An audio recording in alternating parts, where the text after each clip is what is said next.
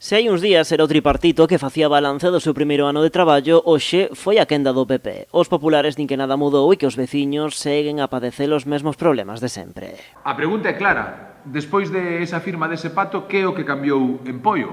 Pois nós creemos que o único que mudou, o único que cambiou no noso concello, realmente é que hoxe en día pois temos máis alcaldes, temos máis asesores, temos máis soldos, pero realmente os problemas siguen sendo os mesmos. Moldes entende que os tres grupos de goberno non son quen de traballar de xeito coordinado. Asegura que na transparencia deixa moito que desexar, que incumpren a xestión racional dos recursos e que a súa incapacidade de xestión quedou demostrada durante a crise do coronavirus. Di tamén que o Executivo non foi quen de fomentar a participación veciñal, que era unha das grandes apostas do mandato. Neste primeiro ano nos sorprende moitísimo, porque aínda fai moi pouco presentamos unha moción donde o que lle pretendíamos era dar voz aos colectivos e aos veciños de Poio, e os tres partidos que forman o goberno votaron en contra. Logo non sabemos cal é ese formato que queren eles para dar participación aos veciños. Os populares, iso sí, din que o seu labor como oposición foi constructiva e responsable.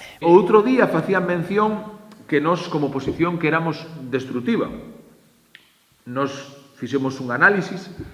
Primeiro, este partido presentou máis de 100 rogos e preguntas, este partido presentou máis de 16 mocións, e de todos os puntos que se trataron no pleno, de todos, máis do 97,% foron aprobados por este grupo maioritario da corporación. Quere dicir que foron aprobados de forma unánime. Moldes fixo alusión tamén á manobra incomprensible dixo que fixeron os tres grupos neste último mes tras a xubilación de Luciano Sobral e que implicou que a concelleira Marga Caldas herdase o seu soldo xusto nun momento din en que os veciños o están pasando mal.